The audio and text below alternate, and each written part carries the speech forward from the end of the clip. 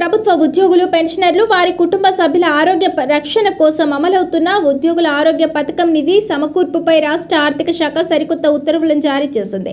June 29, 2026 నాటి అధికారిక GO ప్రకారం ఇకపై ప్రతి ఉద్యోగి మూల వేతనం లేదా పెన్షనర్ల మూల పింఛను నుండి ప్రతి నెల 1.5% మొత్తాన్ని ఈహెచ్ఎస్ హెల్త్ ఫండ్కు విరాళంగా కట్ చేయనున్నారు. మే 2026 నెలకు సంబంధించిన జీతాలు, పెన్షన్ల నుంచే ఈ కోత ప్రక్రియ ప్రారంభం కానుంది. ఈ నిధుల కోత విధానంలో ఉద్యోగులపై అదనపు భారం పడకుండా, ఎక్కడా డబుల్ కట్టింగ్ జరగకుండా ప్రభుత్వం స్పష్టమైన మార్గదర్శకాలను ఇచ్చింది.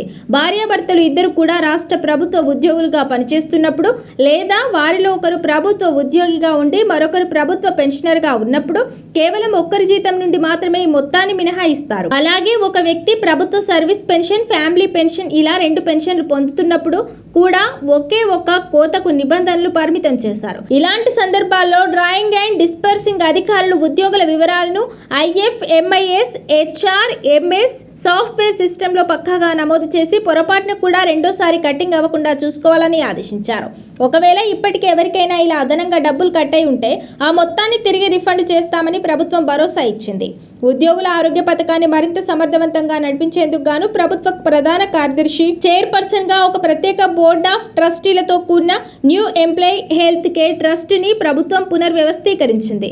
ఈ బోర్డులో ప్రభుత్వ ఉన్నతాధికారులతో పాటు ఉద్యోగ, ఉపాధ్యాయ, పెన్షనర్ల సంఘాల ప్రతినిధులు కూడా సభ్యులుగా ఉంటారు. ఉద్యోగులు, పెన్షనర్లు ఇచ్చే 1.5% వాటా నిధికి సమానంగా రాష్ట్ర ప్రభుత్వం కూడా తన వంతు మ్యాచింగ్ గ్రాంటుని ఈ హెల్త్ కేర్ ట్రస్ట్ కి జమ చేయనుంది. సేకరించిన నిధులన్నింటినీ ప్రత్యేక అకౌంట్ హెడ్ ద్వారా మెడికల్ అవసరాల నిమిత్తం భద్రపరుస్తారు.